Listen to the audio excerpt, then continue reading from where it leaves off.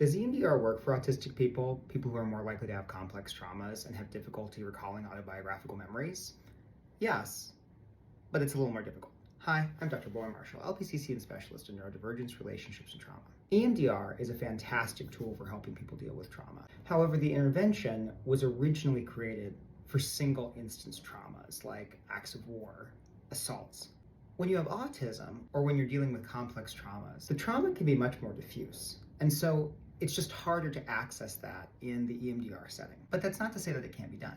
You can also follow feelings, you can follow ideas, you can follow the patterns of trauma that emerge. Another approach that's really helpful to classical trauma, capital T trauma, where there's a specific incident, is progressive exposure therapy, in which you're asked to recall in a safe and calm environment the instance of trauma, and over time, through progressively and successfully remembering that trauma, changing your relationship with that past incident. The reason both of these work is that we don't remember the first time we remember something. We remember the last time we remember something.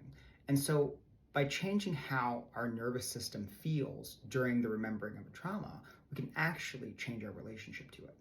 Now, in complex trauma, the trauma that I often see with my autistic clients, what we look for are the ways in which the person manifests trauma. So are they frantically trying to avoid certain situations? Do they constantly have dissociation feelings or other signifiers that tell us there is trauma there, they just can't remember it? And so what I do with people who have complex trauma is I look for current situations that manifest traumatic reactions.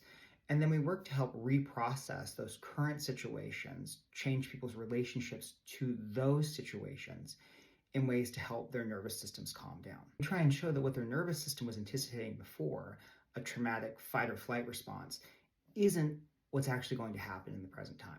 We also may find instances along the way that as people process and calm down their nervous systems, the memories of past trauma start to show up in ways that we can then access them through EMDR or progressive exposure therapy.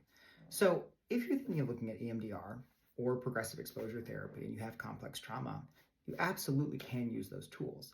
I just tell people it's not going to be the same process. It's going to be slower and it's going to be a longer term project to process complex trauma because it's complex.